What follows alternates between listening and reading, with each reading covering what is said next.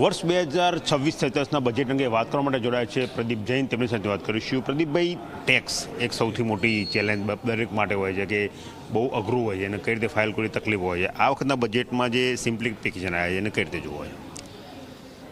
આ વખતે આવકવેરાની અંદર દરમાં કે સ્લેબમાં કે એની જોગવાઈઓમાં બહુ મોટા ફેરફારો આવ્યા નથી, પરંતુ TDS અને TCS આને લઈને જે કંઈ પ્રોસિજરલ આસ્પેક્ટ છે એમાં ફેરફાર કરવામાં આવ્યા છે અને અમુક વસ્તુઓમાં TDSનો દર જે 5% હતો એને ઘટાડીને 2% કરવામાં આવ્યો છે.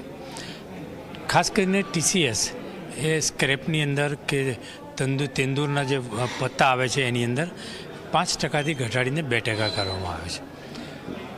NRIના સંદર્ભમાં 1-2 જોગવાઈઓમાં જે તકલીફ પ્રોસિજરલ પડતી હતી એમાં ફેરફાર કરવામાં આવ્યો છે.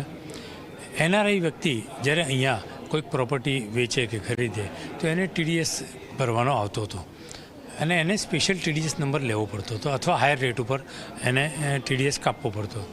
એવા સંજોગોમાં એક પ્રાવધાન એવું કરવામાં આવ્યું કે એ જેની સાથે અહીંયા વ્યવહારો કરતો હશે એ વ્યક્તિએ અહીંના લોકલ વ્યક્તિએ TDS નંબર ટાન નંબર લઈ અને એને પર અહીંયા TDS ભરવાનો રહેશે. તો મને લાગે છે NRIને આનાથી એક મોટો ફાયદો બાકીની પ્રોસિજરલમાંથી થવાનો એ આવશે એવું મને લાગે છે. ટેક્સ સિમ્પ્લિફિકેશન કર્યું એનાથી કેટલો વેગ મળે? કારણ કે ઘણી વખતે કન્ટેનર લાઇન પડી રહ્યા તો એ બહુ જલ્દી સપ્લાય થતા નહોતા, બહાર આવતા નહોતા, એના કારણે ઉદ્યોગમાં થોડી ધીમું પડતું હતું, પ્રોડક્શન થઈ શકતું નહોતું. વત્તા જે અઘરા પેપર રજૂ કરવામાં આવતા કે આ પેપર રજૂ કરો, આ પેપર રજૂ કરો, એ સિમ્પ્લિફિકેશન આવ્યું, આનાથી કેટલું વેગ મળશે? આ બજેટની અંદર સરકારે MSMEમાં પણ પ્રોસિજરલ આસ્પેક્ટમાં ફેરફારો કર્યા છે. બીજા જે મહત્ત્વની વાતો કરી છે એ રેલવેના સંદર્ભમાં ઘણી બધી નવી ટ્રેનોની વાત કરી છે, પ્લસ ઘણા બધા રસ્તાઓને જોડવાની વાત, નવા રસ્તાઓ બનાવવાની વાત કરી અને જે મહત્ત્વની વાત કરી છે એ પૂર્વોત્તર રાજ્યોને ધ્યાનમાં રાખીને મેડિકલી, એજ્યુકેશનલી અને બિઝનેસ વાઇઝ મને લાગે છે કે દેશનો પૂર્વોત્તર રાજ્યો એ બહુ મોટો ભાગ છે. હજુ એને એક્સપ્લોર ઘણું કરવાની આવશ્યકતા છે. એ આ બજેટમાં વિશેષ ધ્યાન એની પર આપવામાં આવ્યું એવું લાગે છે.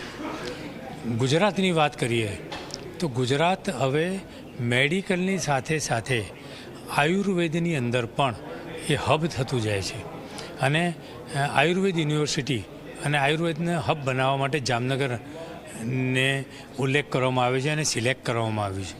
મને લાગે છે કે આવનારા દિવસોમાં ગુજરાતમાં આ દિશામાં પણ ઘણો મોટો ફાયદો થવાની સંભાવના છે. આભાર. તો આ હતા પ્રદીપભાઈ જૈન, જેમનું કહેવું છે કે જે ટેક્સનું સિમ્પ્લિફિકેશન કરવામાં આવ્યું છે તેની સીધી અસર આગામી દિવસોમાં ગુજરાતના અર્થતંત્ર પર, ગુજરાતના ઉદ્યોગો પર જોવા મળશે. કેમેરા પર્સન શર્મા સાથે ગૌરવ પટેલ, ઝી મીડિયા, અમદાવાદ.